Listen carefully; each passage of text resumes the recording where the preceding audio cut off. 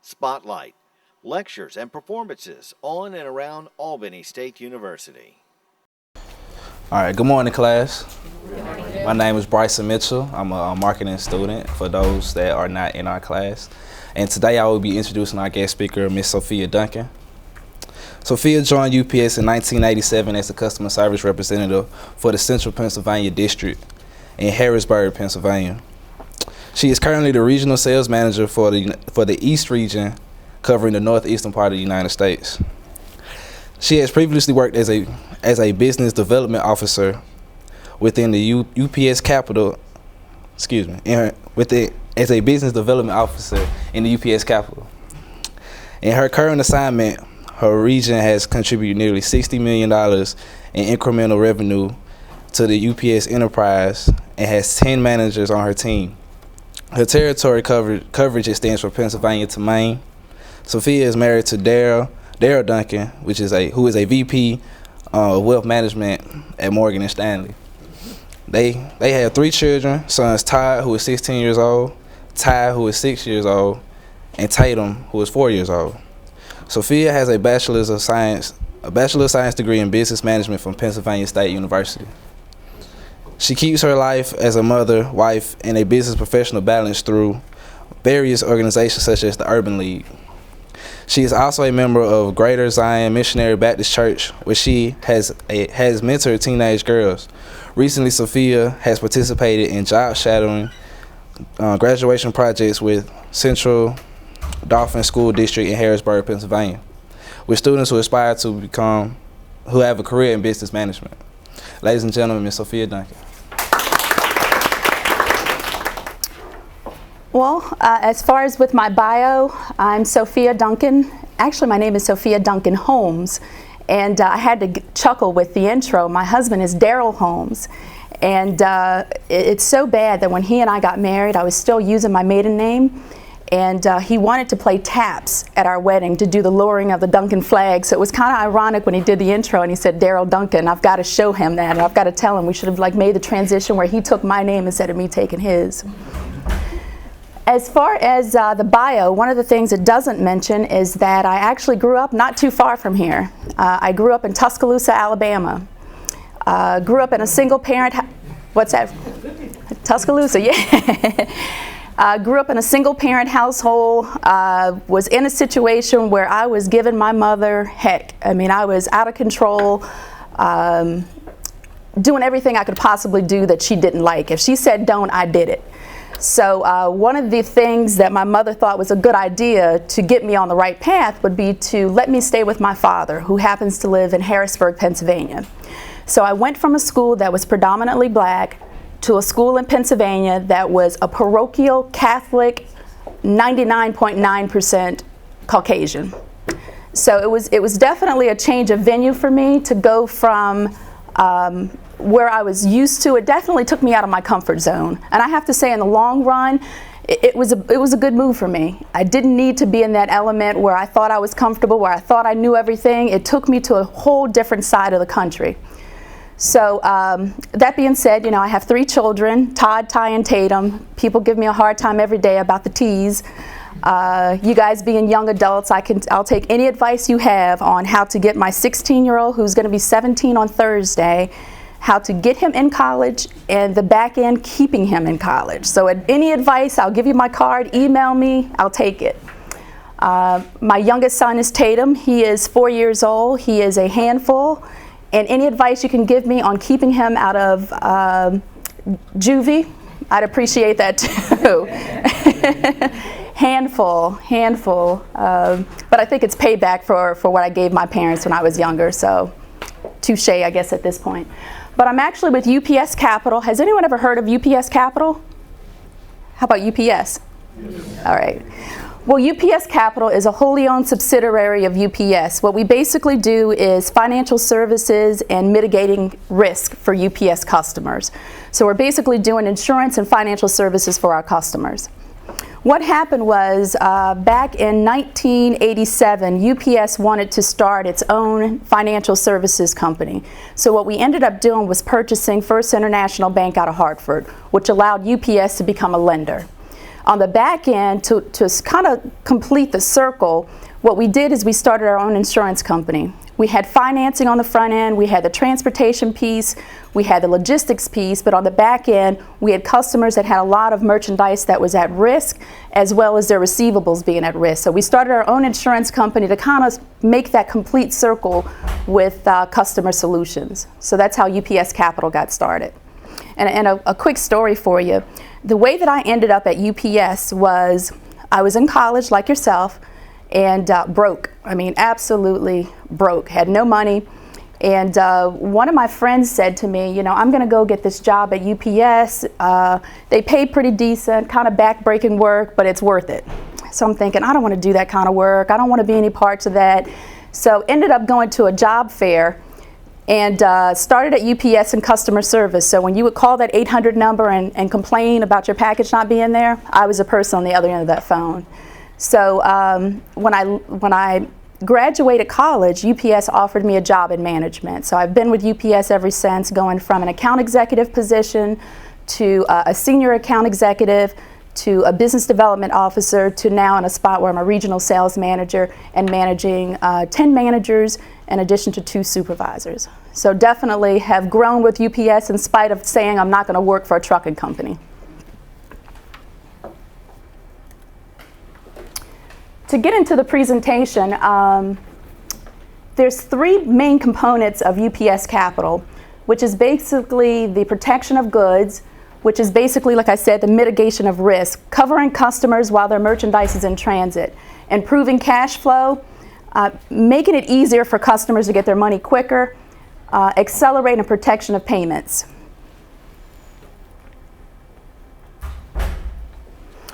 Under protection of goods, there's 3 basic components through UPS Capital that we use as a means to protect customers' goods. The first is carrier liability. What carrier liability basically does for a customer, it insures their merchandise automatically. So let's say if you go into a UPS facility and you ship out merchandise, that box is going to be automatically covered for $100. If you decide to insure that merchandise for more than $100, then it drops into the second category, which is small package insurance. It's allowing you to declare a value on your merchandise. Let's say if you're shipping a piece of jewelry worth $2,000, you can declare a value on that. One of the other things that we started at UPS Capital was consequential coverage. What that basically means is if a customer ships a package on Monday, it's scheduled to be there on Tuesday. If it doesn't arrive on Tuesday, there's consequences to that package not getting there. We can now cover those consequences. Let's say, for example, if it's a shipment that is legal documents going to an attorney's office. If it doesn't arrive, they may have to reschedule court dates. There's costs associated with that package not being there. So we can now cover those consequential losses. Cargo insurance is an umbrella policy. It's more or less like a homeowner's policy that says anytime you ship out merchandise through UPS, it's automatically covered. You're not having to specify a specific package and say how much you want to declare that value for. You say to us, for example, you have $50 million worth of insured value moving through your supply chain within a year. We write a policy for $50 million that says you have coverage for any type of loss. Any questions about this slide? And feel free to ask any questions. I mean, it's a small enough forum that we can kind of make this an open discussion as well.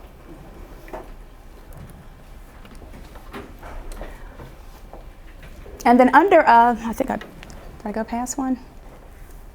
No. And then under cash flow, improving cash flow, we have cargo finance, GABLE, which is global asset-based lending, and then ECA lending. Cargo finance is a means for customers to get their merchandise in. Let's say if you have a customer who is looking to purchase from foreign vendors. They have a supplier in China. What they're able to do is purchase that merchandise from that foreign supplier. UPS provides them with the funding so that they're not using their upfront cash to purchase that merchandise. It basically helps them out with their flow of cash and flow of goods. Global asset-based lending basically does the same thing but on a grander scale. And what I mean by that is cargo finance is typically financing about $150,000 to $500,000. Global asset-based lending is looking at lending from $500,000 up to $50 million to customers. ECA is a little bit different. What ECA basically does is if you have a customer that is manufacturing merchandise in the US, but they have foreign buyers, they have a company, let's say for example, a company in Brazil that wants to purchase drilling equipment. What we do through ECA loans, we provide the company that is selling the merchandise with the line of credit to sell that merchandise to that foreign buyer. So the company in Brazil will now be able to finance those goods that are made in the US. The nice thing for UPS is that those loans are guaranteed through Export-Import Bank.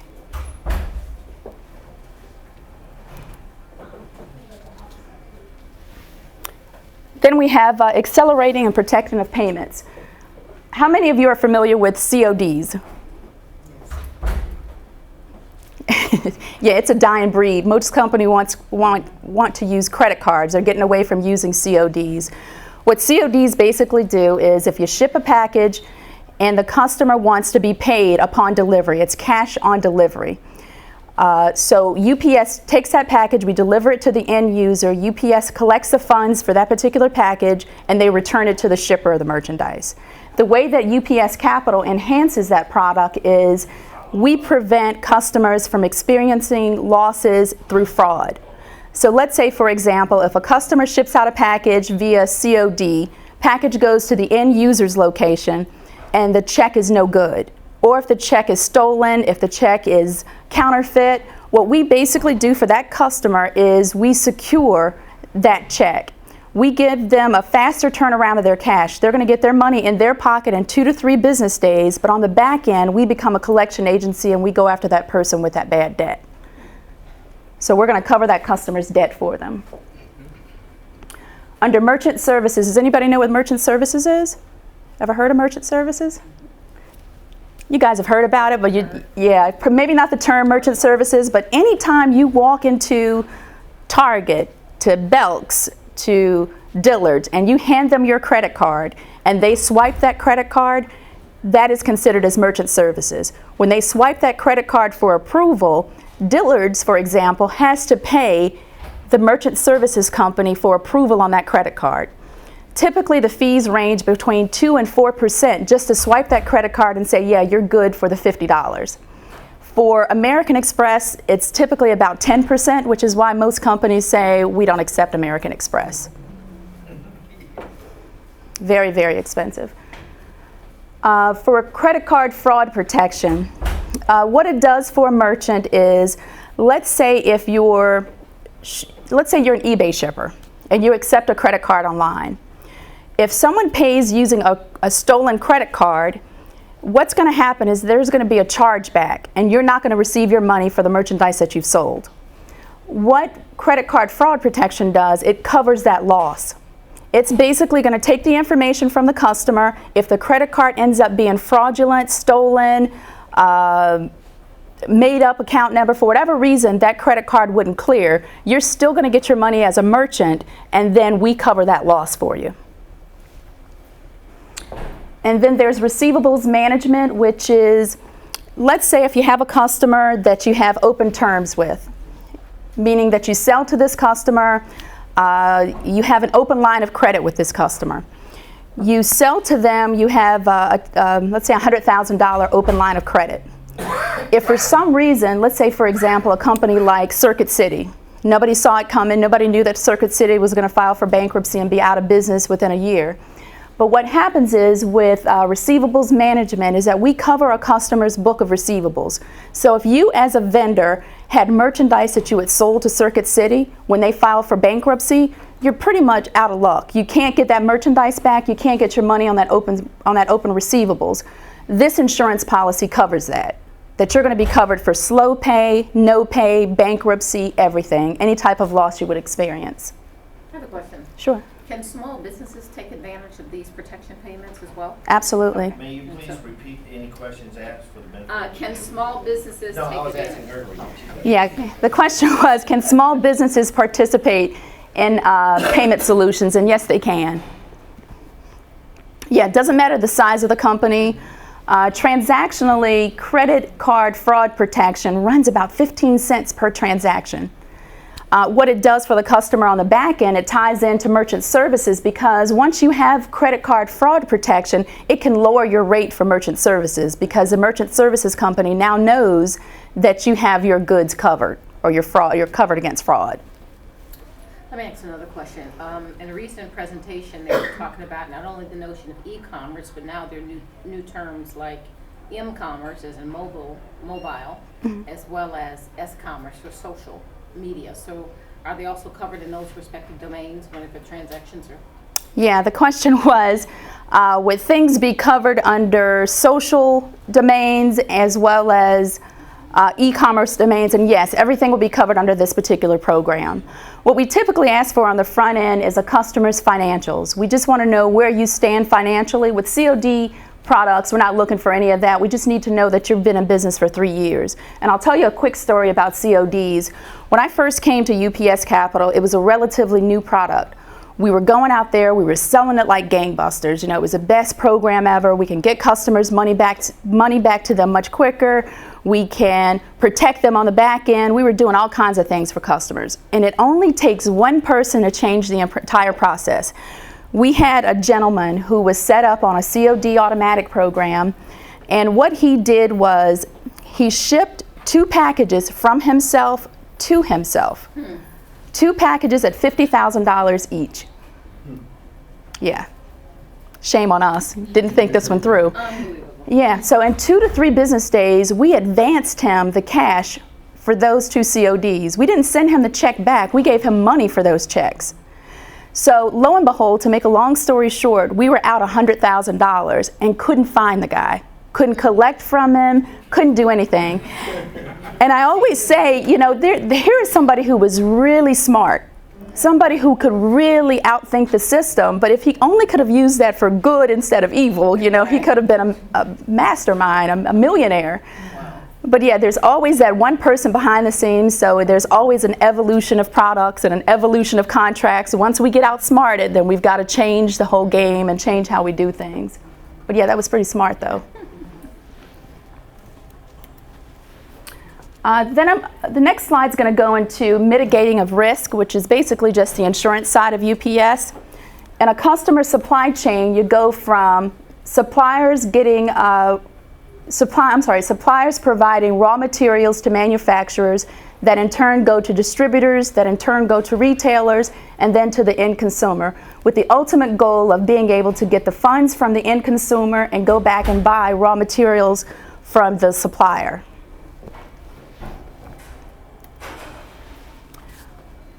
Under flow of goods, what we're able to offer customers is cargo insurance, and that's one of the things I kind of touched on before. Cargo insurance is an umbrella policy that covers all merchandise while it's in transit. We had a customer a couple of years ago that had his merchandise being shipped in via ocean, so it's on a steamship. Merchandise is coming in. Typically on a steamship, it takes about 30 days from the time it leaves the supplier till it reaches his door. About 15 days into the trip, he finds out, he gets a phone call, that I think I found your merchandise floating on a sandbar. And he's like, well, wait a minute, my merchandise is sitting on a sandbar? It's supposed to be on this steamship in transit to my location. What happened was the steamship, if for any reason they start to experience mechanical problems, they have the right to commit jettison, which is basically taking your merchandise and throwing it overboard. If it means this merchandise is going to be sacrificed to save the ship, they can do it with no recourse. You can't go back to that steamship and say, hey, you threw my merchandise overboard. It was consumer electronics. They were worth $4 million. There's nothing you can do. It was to save the ship and you lose that money. So in other words, cargo insurance covers that loss. It covers a customer for jettison. It covers customers for gaps in coverage, inclement weather, natural disasters, theft. And one of the things that UPS Capital thrives on being able to offer our customers is that we know supply chain. We know how to get your merchandise from point A to point B. Why would you have somebody else to write an insurance policy for you? If we know how your merchandise is going to be moved, we understand that supply chain, then we bring our expertise in supply chain to write a policy for you that doesn't have any gaps. a lot of customers go to their business owner's policy. They have a policy that covers their business, and they say, well, I'll just get a rider that covers that. Lots of gaps in business owners' policy. So that's why we try to get our customers on the front end with cargo insurance and being able to cover them. Oh, I'm sorry. How do you do your pricing? Do you price by weight or by distance? It's actually, the question was, how do we price it? Is it by weight or by distance? Do you mean the transportation piece or the insurance piece? If you want to ship something to overseas, how do you charge your customers? Is it by weight? Both. Oh, okay. Yeah, we charge by both weight and where the merchandise is going to. And in some cases, depending on where the merchandise is and how it's being shipped, we also charge for the size of the box. So if it's something, let's say if a customer is shipping out down pillows, you know, it's a big box, but it's light. So then we charge by dimensional weight. We take a look at the size of the box, and that's calculated into the cost. I learned that individuals can obtain franchise from UPS to have their own small shop, UPS shop. How do they do that? The question is, customers sometimes ask us for a franchise to be able to open up and sell UPS's services. We used to do that a lot back in probably the early 90s, where we would allow a customer to become a satellite location. And what that would mean is they're basically operating as UPS, as a satellite of UPS pretty much, where customers can bring their merchandise in, ship their merchandise, track it, and so forth. We would have a customer to complete a financial analysis to make sure that they're financially worthy, and we'd run background checks on those customers. We don't want to be in a situation where we've got ABC company that's set up as a satellite, and then lo and behold we find out they've got tax liens against their building, and we've got a situation where the federal government is coming in and padlocking the place. We want to make sure that this customer is financially worthy. We've kind of steered away from that nowadays. If you'll notice, you'll probably see more UPS stores and companies like Staples and Office Depot that accept merchandise on UPS's behalf. We're not doing so many small satellite locations as we used to, just for that reason.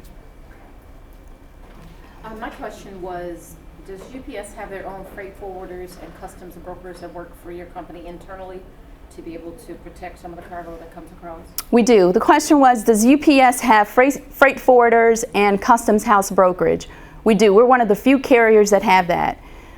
We provide customs house brokerage automatically. That's covered in our rates. Anytime a customer ships out an international package, that's covered through UPS. In fact, our freight forwarding division, which is considered as SCS, Supply Chain Solutions, just started up for UPS within the last 10 years. Yeah, we actually purchased that company and started our own freight forwarding business. The goal at UPS is to try to come up with a one-stop shop, that we have our customers that come to us and we have one solution for everything instead of farming out different services through different companies. Any questions about cargo insurance? I'm sorry. Yes, I think the transportation industry is highly related to the oil price. So when the oil price goes up, do you change the shipping rate and the insurance policy rate for your customer? Yes and no. The question is, does our rates go up based on the cost of oil going up? And as far as our transportation rates, no. Our specific rates that we use to ship a package, they do not go up. Our insurance rates do not go up. But what we do have is a separate fee that is considered as a fuel surcharge that we charge customers based on where rates are. It's a separate fee, and that fee fluctuates depending on the cost of oil. But does the customer know it? Oh, yeah. Okay. Yeah. They know it. Okay. Yeah, they know. The question was, do customers know that they're being charged that fuel surcharge? And we try not to have the rates fluctuating within a month. So we try to bring it out like at the end of every month, the first of the following month, to make the announcement where the fuel surcharge is going to fall. Yeah, because I mean, at one point we were kind of like, gas prices went up on Friday, fuel surcharge changed on Monday. Customers hated that. So we started changing it every 30 days. And not to mention, the benefit to UPS is that we have fuel reserves. So it's not affecting us right away. It's a good question, though. Any other questions?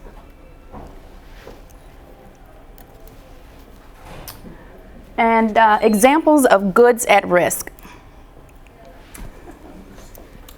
When we talk about the steamship, this is a steamship coming in from China. If you notice, this merchandise that's leaning that way should not be leaning that way. It should be stacked. What happens is, if that merchandise topples over and it hits the water, that steamship is not responsible for it. You're basically, if you're ordering merchandise internationally, if you have an international supplier that's bringing in goods for you or sending goods to you, they're not responsible for anything. Once that merchandise leaves that door and it hits that steamship, they have no onus for your merchandise. That's why we contact our customers and we say, hey, I don't know if you know this, but if your merchandise is lost while in transit, if it's damaged while in transit, you have no recourse from that steamship. You could lose everything you got and there's no recourse. So that's just an example of how merchandise kind of topples every once in a while. I was down in Florida and they took us to like a port of entry and there were yachts, you know, like massive yachts, and we were all sitting there kind of picking out our yacht. That's going to be mine and that's going to be mine. And we look at the back of the boat and there's a yacht like hanging off the back. There's a yacht halfway on the steamship, halfway off the steamship. And we're looking at this and the guy's like, yeah, you know, here's a yacht that's worth $1.5 million that hopefully he had insurance when he had it shipped.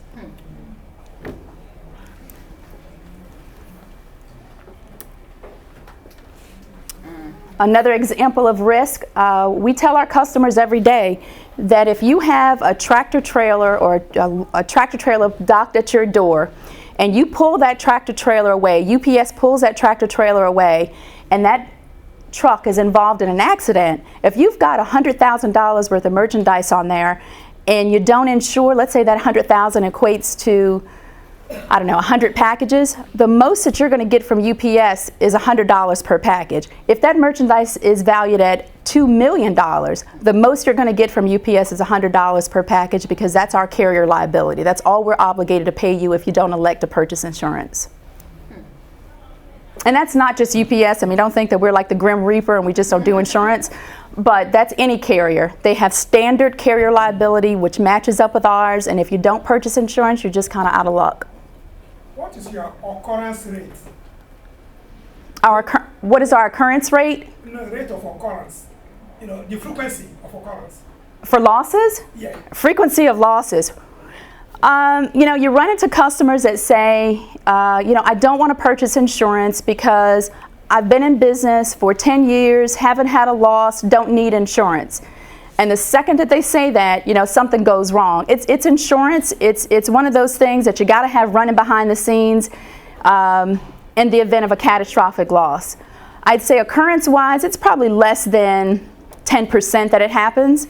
But when it does happen, it's the kind of losses like this truck could set a company back to where they, you know, they're out of business because they've lost $2 million worth of merchandise. So they've got to look at their entire supply chain and take a look at one loss like this. What is that going to do for their bottom line? What is that going to do for their company if they experience a loss like that? And traditionally, if you're talking about a $2 million policy that's going to cover you for $2 million, you're talking about pennies on a dollar. Typically like 10 cents per 100. So you could easily be paying less than like $3,000 or $2,000 for a policy to cover $2 million worth of merchandise. Not expensive at all.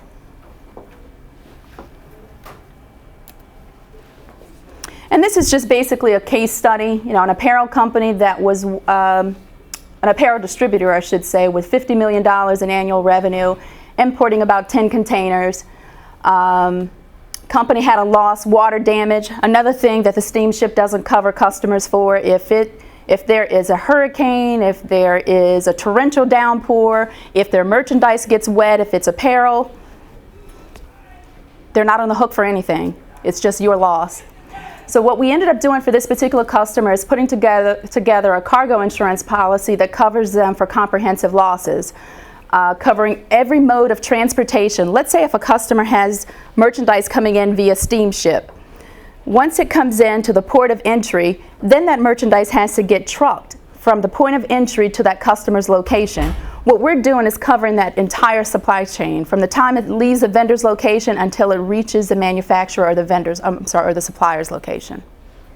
Does UPS have partners in getting the merchandise intermodal? Are there partners that you have locked into in terms of rail as well as steam? Yeah, I mean, if you look at, the question is, do we have partners that create multimodal modes of transportation for UPS? If you look at, sometimes if you see like trains go by, like freight trains go by, if you look real close, you'll see freight trains with UPS trailers on them.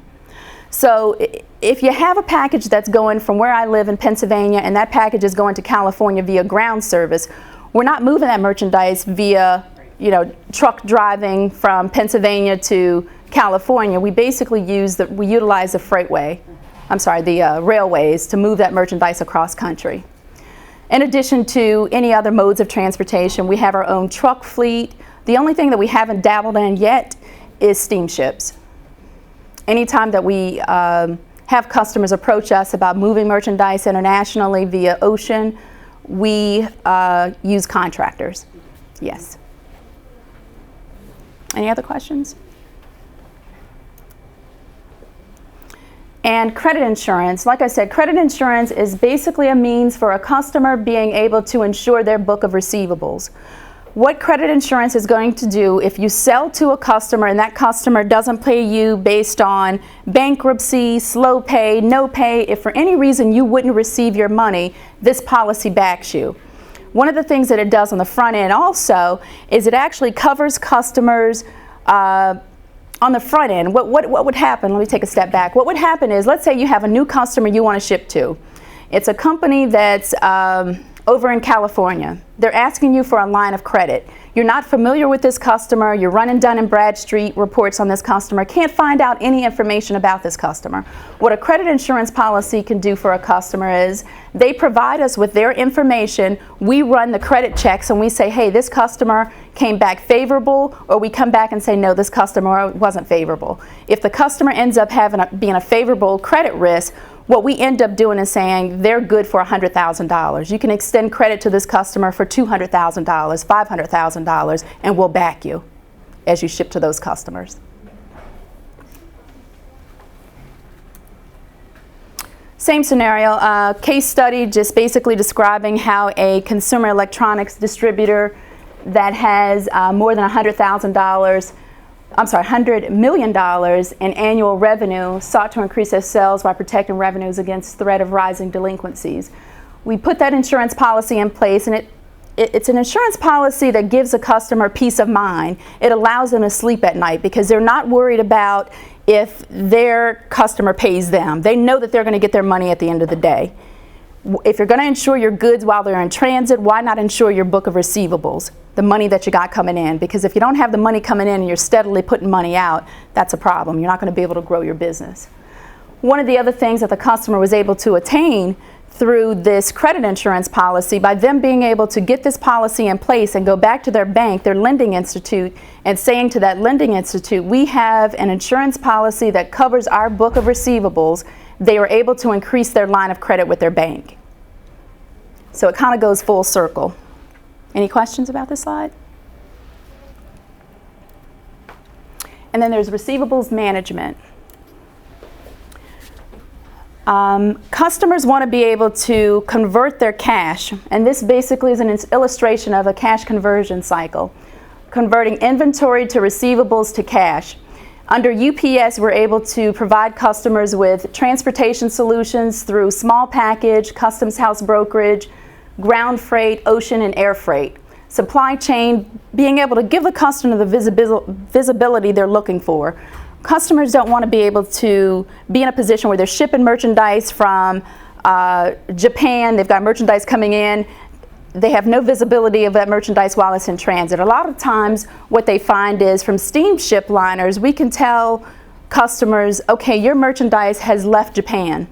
Where it is in transit, we don't know if you're using a steamship.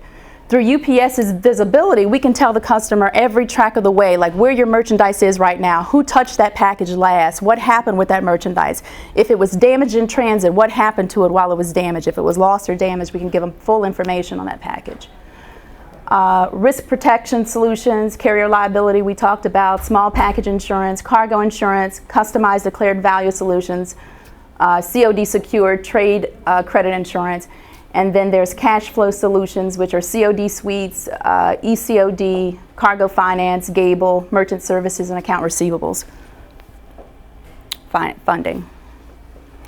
The first product I'm going to talk about under finance is our cargo finance option, and it provides inventory financing on a transactional basis. What happens with cargo finance? I'll give you an example of how it works. You order merchandise from a company internationally. Traditionally, what happens when you order that merchandise, they want their money up front. If you're ordering $150,000 worth of merchandise, they want their $150,000 before that merchandise sets sail. What we do is we provide customers with the financing to get that merchandise to them, allowing them to sell that merchandise or start selling it before they have to pay back that loan. So in other words, if a customer has a line of credit with us that's up to $500,000, we'll pay 50 to 70% to that vendor. The customer is going to be only on the hook for 50 to 30% of the cost of that merchandise. We'll provide them with financing for 50 to 70%. And then what we end up doing is getting that merchandise into the customer's hand, and they can start to sell it to their customers. So they're going to be able to convert that cash before having to pay for the goods. And then, like I said, the benefits, improving the relationship with the supplier, because you're always going to be able to pay that supplier up front. You're not having to go back to the supplier and try to negotiate, ship me part of the merchandise or ship me the merchandise and I'll give you 25% up front. It's basically allowing the customer to pay their supplier on the front end at 100%.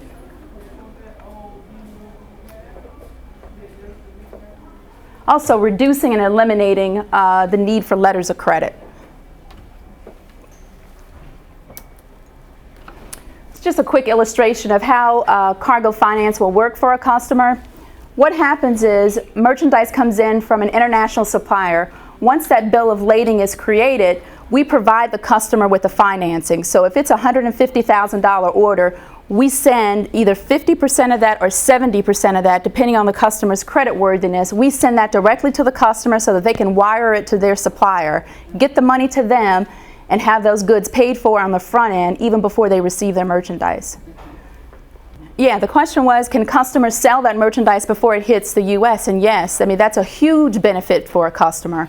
If they're in a situation where they've got customers that they've already got invoiced, before that merchandise actually reaches the U.S., they can have their money in, not have any money on the front end to pay for the supplies, and they're ready to go once a month. They just have to distribute the merchandise once it hits the U.S. But like I said, the terms for ocean movements is 60 days.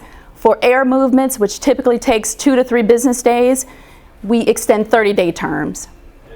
So still giving the customer ample time to turn their merchandise around. Any questions? Yeah. The question was, what if the merchandise is being held by customs? We have our own customs house brokerage.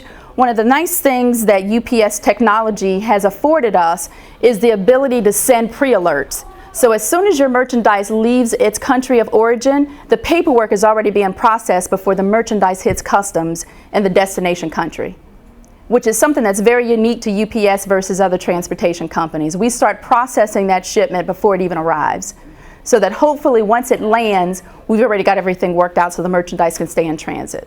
I don't want their merchandise sitting in our warehouse for 30 days. In the meantime, they can't sell that merchandise, and then all of a sudden we've got a problem on the back end getting our money back from them. And having your in-house customs. Yeah, having an in-house customs broker, having our own freight forwarding company is huge. It's huge. I mean, it was an evolution for UPS. Initially, we were handing merchandise off, going through customs. It was a nightmare because we're at their mercy. You know, they bust open packages, they take, I shouldn't use the term bust open packages, but they open packages and they look at the merchandise to clear customs. When they seal it back, there's merchandise missing. We're not holding them accountable. There's nothing we can do. The customer says it was in there when it shipped. Customs is saying, no, it wasn't. We have no recourse. So by us having our own customs house brokerage, it eliminates us from using a third party to get that merchandise cleared into the U.S. The question was, do we insure that merchandise? If it's at customs, if it's an insured product, if a customer has, $100,000 worth of merchandise and it's insured for $100,000, we cover that. If it's not insured, the most the customer is going to get is that carrier liability, which is that standard insurance that UPS provides, which is typically $100 a package. And this is just another case study. Had a customer that was a supplier of hardwood flooring and decking to big box home improvement retailers like the Home Depots, Lowe's. The challenge was the customer was forced to pay their supplier in Brazil before the merchandise set sail. Through cargo insurance, what we were able to do is on the back end provide the customer with a customized solution from end to end, meaning that we covered the ocean freight for the merchandise while it was in transit. We did the custom brokerage, which covered it when it went through customs. We did the small package movement once it left customs and it was distributed out amongst the customer's supply chain. We covered that. Even with UPS Capital, with us having our own insurance company, everybody in my group, the 10 managers that I have, the 2 supervisors that I have, they are licensed insurance agents. So what they're able to do is call on customers, provide solutions for insurance, also act as a consultant to a customer.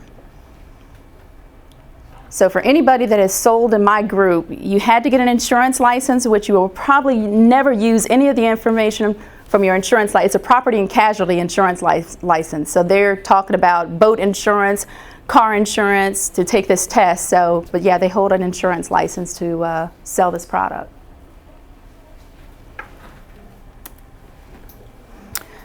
And global asset-based lending, if you think about it from a standpoint of cargo insurance covers a customer or provides, cargo finance provides insurance. I keep saying insurance, I'm stuck on insurance today. It provides financing for customers from $150,000 to $500,000. That's the line that we provide. With Gable, what we do is a $500,000 to $50 million credit line for a customer. It's just basically the same as cargo finance, it's just on a much bigger scale. How many of you have heard of the company Skull Candy? The headphones, the big headphones. Yeah, that's a customer of UPS Capitals. It's a customer that was trying to grow their business, trying to expand their market to get out to where people like you guys, young adults can purchase their merchandise. I can't afford headphones for, $250, $350, but that's what they do. They have that market that they were trying to attract. So they needed money to be able to get out there and market their product and grow that business. And UPS Capital, through global asset-based lending, was actually able to offer them, a $50 million line of credit to get that business going. The nice thing about the Gable loans is that they're syndicated. They're not, UPS isn't on the hook for that $50 million. We're looking for a bank to partner with us in order to loan them that $50 million.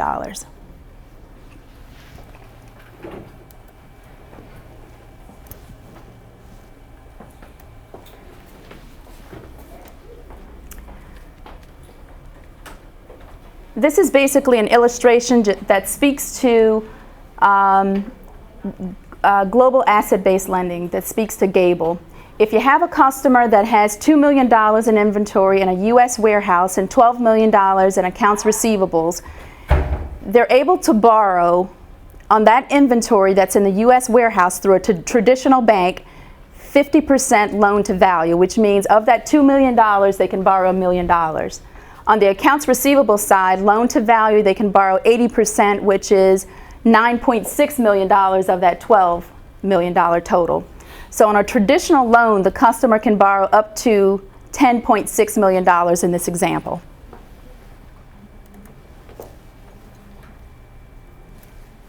Once you interject UPS Capital, what we're able to do for the customer, if you take that first loan, which is that asset-based loan, and I talked about being able to syndicate those loans, partnering with a big bank like PNC, what we're able to do is offer the customer 50% loan to value on the in-transit inventory. So the merchandise, while it's in transit through UPS, while it's on the ocean, on the ground, we can offer that customer 50%, which of that inventory in transit is $2 million. We're offering them $1 million line of credit. And then also we're able to offer the customer for out-of-country inventory that's sitting in a warehouse. For this example, customer has $2 million in inventory in an Asian warehouse, we can offer them 50% of that $2 million, which is $1 million. So increasing that customer's borrowing ability from $10.6 million to $12.6 million, which is huge for a company that's growing. An additional $2 million to help their business. Any questions about this illustration? The question was, how do customers find out about what UPS offers from a lending standpoint? We try to hit as many customers as we can. Within UPS sales network, there's account executives on the UPS side of the business, not the UPS Capital side. There's UPS account executives that are responsible for servicing the local beauty supply stores, local grocery stores.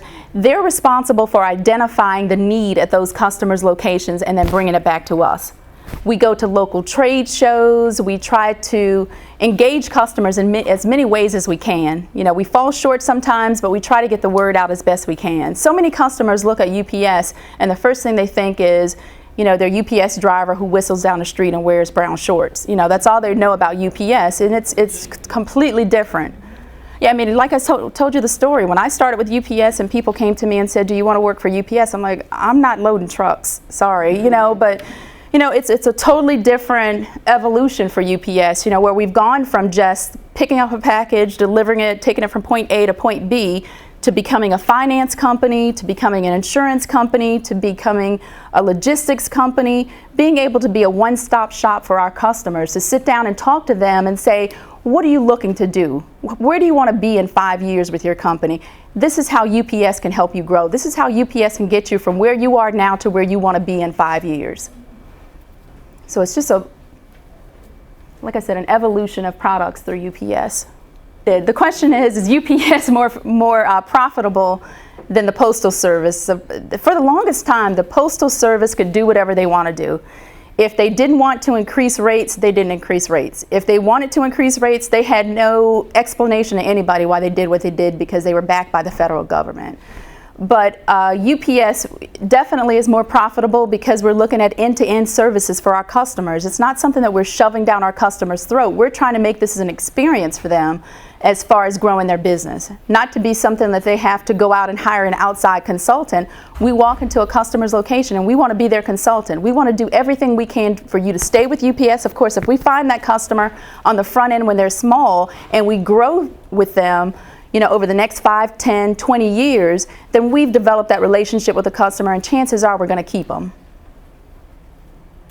What UPS has traditionally done, when we look at a market that we want to grow into, let's say when we started to look at having an insurance company, we didn't start an insurance company from the ground up. What we do is we purchase insurance companies so that we're able to say we've got the footwork to start this business. Same with our financial services division. What we basically did is we went out and we bought First International Bank of Hartford. We already had the platform. We're not starting it from ground zero. Same thing's going to happen with TNT. We're going to have that platform that's going to get us started and get us where we needed to be. That's how we started every product that we have available through UPS in our subsidiaries.